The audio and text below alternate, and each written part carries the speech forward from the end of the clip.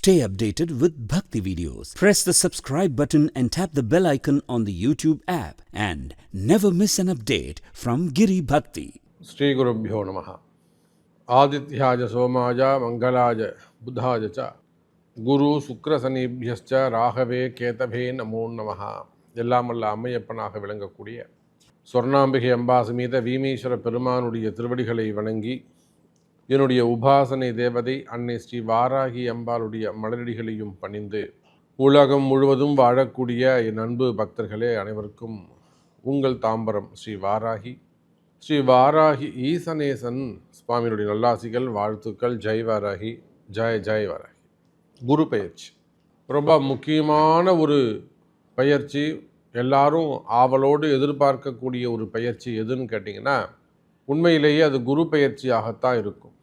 எத்தனை பாவங்கள் செய்தாலுமே கூட, ரொம்ப கொடியவனாக இருந்தாலுமே கூட, தாய்க்கு பிறகு அவனை மன்னித்து ஒரு மனுஷனாக வளர்க்கக்கூடிய தகுதி ஒரு ஆசிரியருக்கு தான் இருக்குது, குருவுக்கு தான் இருக்குது. அதனால தான் ஒரு ஜாதகனை லக்னத்தையோ அல்லது சந்திரனையோ எத்தனை பாபகிரகங்கள் சூழ்ந்தாலும் அந்த சந்திரனையோ அல்லது லக்னத்தையோ குரு பார்ப்பாரேயானால் அந்த எல்லா தோஷத்தையும், அந்த ஜாதகனுடைய தோஷத்தெல்லாம் குரு வாங்கிட்டு அவனை சுத்தமானவராக மாற்றிடுவார். அவ்வளோ பெரிய தியாக மனப்பான்மை உடையவர், உயர்ந்த நல்ல பண்புகளை உடையவர் தான் குரு. அதனால தான் நான் எல்லா இடங்களிலும் சொல்வதுண்டு, உங்களுக்குன்னு ஒரு குரு இருக்கணும், ஒரு குருவை பின்பற்றுங்க. குரு இல்லாத பாடம் குப்பையிலே. அப்படி உலகம் முழுவதும் வாழக்கூடிய நண்பு பக்தர்களே, குரு பயிற்சி 2025 மே மாதம் 11ஆம் தேதி மதியம் 1:20 குரு பகவானானவர் ரிஷப ராசியிலிருந்து மிதுன ராசிக்கு பயிற்சி அடைகிறார். இந்த ரிஷப ராசியிலிருந்து மிதுன ராசிக்கு பயிற்சி அடைகின்ற போது மிதுன ராசி அவருக்கு குளிர்ந்த வீடாக அமைகிறது. சிறப்பான முறையில் பொதுவாகவே உபய லக்னங்களில் இருக்கக்கூடிய கிரகம் நீர் ராசியில் இருந்தால் எப்படி ஒரு குளுமையான தன்மையில் இருக்குமோ அது போல் மன மகிழ்ச்சியாக இருக்கும். பெரிய பெரிய கோவில் கும்பாபிஷேகங்கள் எல்லாம் கூட உபய லக்னத்தில் வைக்கிறது தான் சிறப்பு அப்படின்னு சொல்லுவாங்க. அதனால் உபய லக்னம் சிறப்பு. அப்போ குரு பகவான் ரிஷப ராசியிலிருந்து மிதுன ராசிக்கு பயிற்சி அடைகிறார்.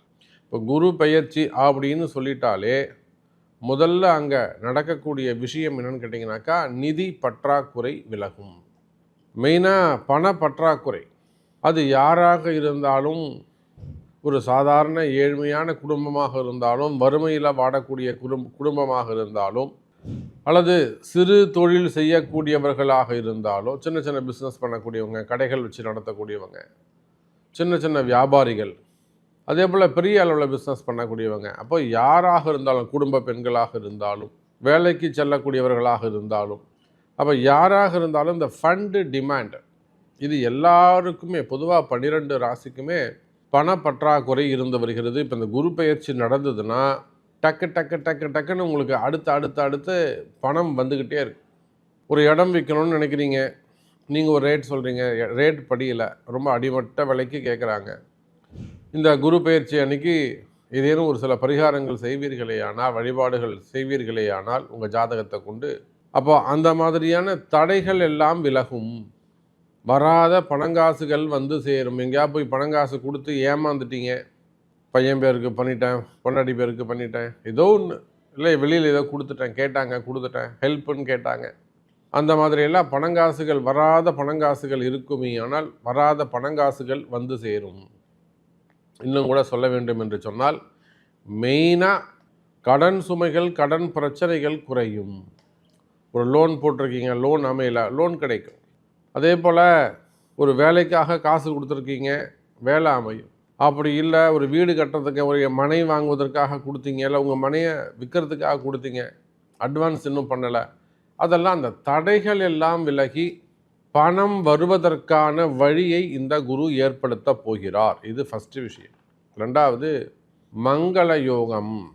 வீட்டில் எல்லா விதமான மங்கள நிகழ்ச்சிகளும் நடந்தேறும். 60ஆம் கல்யாணம், 70ஆம் கல்யாணம், 80ஆம் கல்யாணம், திருமண யோகங்கள், குழந்தை பாக்கியம். நமக்கு தெரிஞ்ச எத்தனையோ தம்பதிகள் வெளிநாடுகளில், உள்நாடுகளில் குழந்தை பாக்கியத்திற்காக காத்திருக்கிறார்கள். அப்படிப்பட்ட குழந்தை பாக்கியம் கிடைக்கும். ட்ரீட்மெண்ட்டோ அல்லது இயற்கையான முறையிலையோ அதெல்லாம் உங்கள் 2 பேருடைய ஜாதகமும் பார்க்கணும். உங்கள் 2 பேர் ஜாதகத்தையும் பார்த்து தான் அதை முடிவு செய்ய முடியும். அப்போ இயற்கையான முறையிலோ அல்லது செயற்கையான முறையிலோ ட்ரீட்மெண்ட்டில் கூட குழந்தை பாக்கியம், ஏன்னா குரு தான் முக்கியம். குழந்தை பாக்கியம் பெறுவதற்கான வாய்ப்புகள் உருவாகும். மெயினாக திருமண யோகங்கள், தடைப்பட்ட திருமணம், தள்ளி போன திருமணம், 40 வயசாகி இன்னும் பொம்பளை பசங்களுக்கு திருமணம் நடக்காமல் இருப்பது, எல்லா கோவிலும் போயிட்டு வந்துட்டேன், எல்லா பரிகாரமும் பண்ணிட்டேன் அப்படிலாம் சொல்லுவாங்க. ஆகையினால அந்த மாதிரி 40 வயசு ஆகுது சாமி, என் பொண்ணுக்கு இன்னும் கல்யாணம் ஆகலை, கண்டிப்பாக கல்யாணம் நடந்துருமா? உங்கள் பொண்ணுக்கு 41 வயசு ஆனாலும் கவலைப்படாதீங்க, ஜாதகம் எட்டுவாங்க, கல்யாணம் பண்ணி வச்சிடலாம்.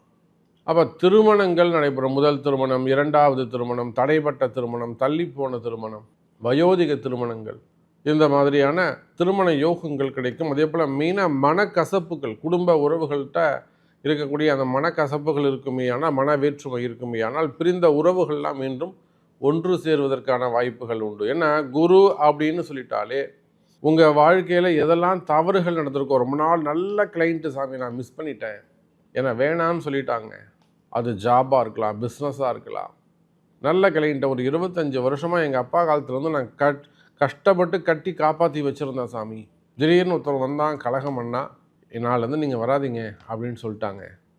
அதெல்லாம் ரொம்ப கஷ்டமாக இருக்கும் மனசுக்கு, அந்த கிளைண்ட்லாம் மிஸ் ஆகும்போது. ஸோ இதெல்லாம் ஜாதக ரீதியாக பார்க்கும்போது தான் உங்களுக்கு தெரியும்.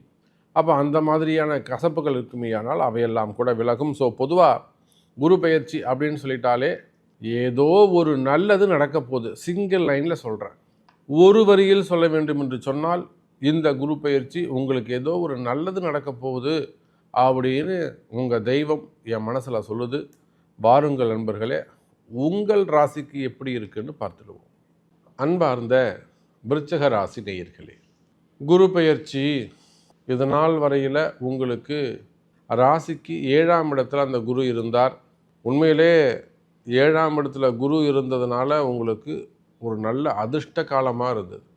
என்ன சாமி சொல்கிறீங்க, எனக்கு எதுவுமே நடக்கலை, எனக்கு போய் அதிர்ஷ்டமாக இருக்குங்கிறீங்க அப்படின்னு நீங்கள் கேட்பீர்களே. ஆனால் உண்மைதான் விருச்சிக ராசி நேயர்களே, ராசிக்கு 7ஆம் இடத்துல குரு இருந்த வரையிலும் சனி பகவானால் அந்த அர்த்தாஷ்டம சனின்னு உங்களுக்கு ஒன்று நடந்தது.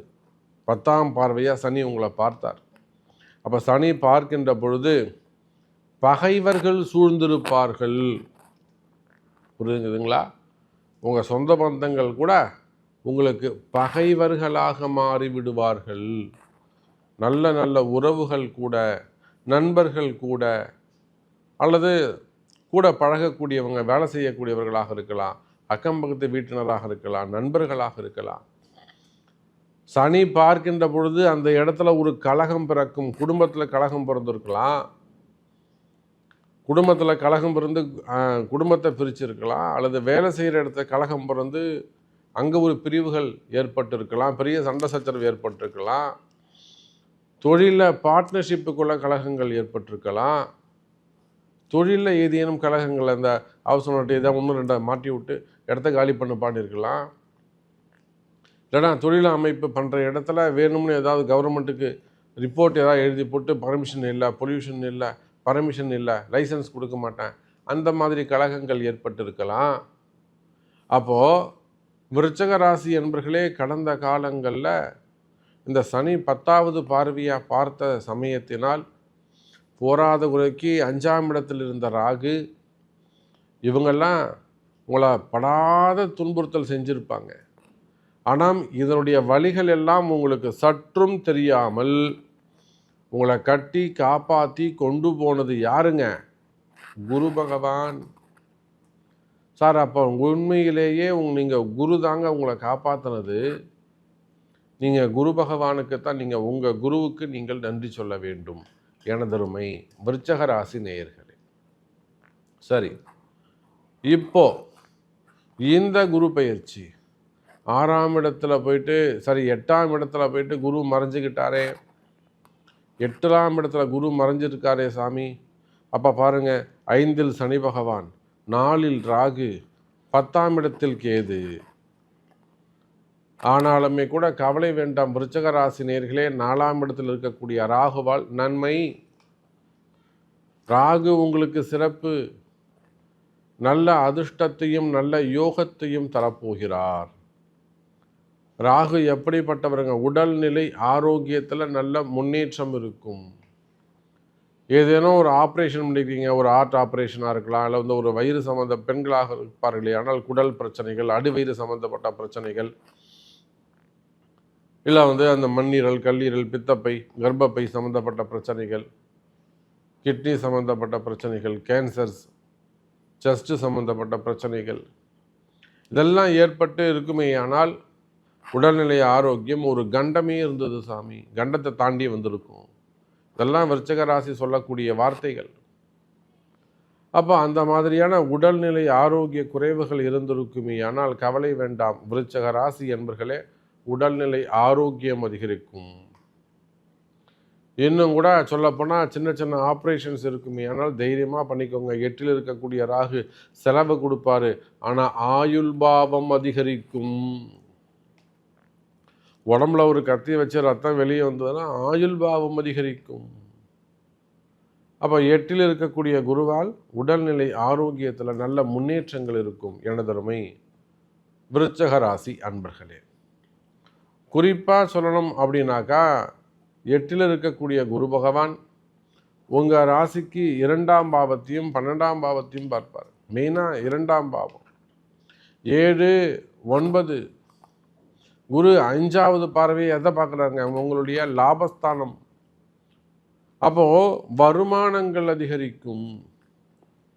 விருச்சிக ராசி என்பர்களே, நீங்கள் எனி பிஸ்னஸ், ஹோட்டல் பிஸ்னஸாக இருக்கலாம், அல்ல ஃபுட் இண்டஸ்ட்ரியாக இருக்கலாம், விவசாய பெருமக்களாக இருக்கலாம், டெக்ஸ்டைல் பிஸ்னஸ் பண்ணக்கூடியவங்களாக இருக்கலாம், பெரிய பெரிய மில்லுங்க வச்சு நடத்தக்கூடியவங்களாக இருக்கலாம், பண்ணைகள் வச்சு நடத்தக்கூடியவங்களாக இருக்கலாம், கால்நடை பண்ணைகள், தீவன பண்ணைகள், மாதிரிலாம் பண்ணைகள் வச்சு நடத்தக்கூடியவங்களாக இருக்கலாம், விவசாயம் சார்ந்த பொருட்கள் பெரிய பிஸ்னஸ் பண்ணக்கூடியவங்க, மல்டி லெவலில் க்ரோர் கணக்கில் 100 கோடி 50 கோடி அந்த மாதிரிலாம் டர்ன் ஓவர் செய்யக்கூடியவங்களாக இருக்கலாம், பெரிய பெரிய தோட்டங்கள் வச்சு தோப்புகள் வச்சு நடத்தக்கூடியவங்க, அப்போது டிரான்ஸ்போர்ட் பிஸ்னஸ் பண்ணக்கூடியவங்க, ரியல் எஸ்டேட் செய்யக்கூடியவர்கள், பில்டர்ஸ், மெயினாக கன்ஸ்ட்ரக்ஷன் ஃபீல்டில் இருக்கக்கூடியவர்கள் எல்லாம் போய் அப்படியே ஸ்டக்காகி நிற்குதுங்க சாமி.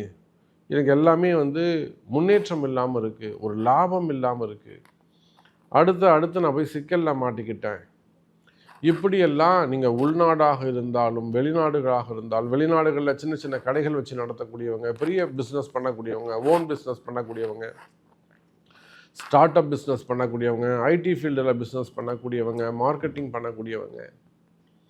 அப்போ நீங்கள் உள்நாடாக இருந்தாலும் வெளிநாடாக இருந்தாலும், எனதருமை விருச்சிக ராசி என்பர்களே, நீங்கள் எந்த தொழில் செய்பவராக இருந்தாலும், share market, stock market, doctors, அப்போ நீங்கள் எந்த தொழிலாக இருந்தாலும் தொழில் அமைப்புகளை பொறுத்தவரையில், வியாபாரத்தை பொறுத்தவரையில் சிறப்பானதாக இருக்கும்.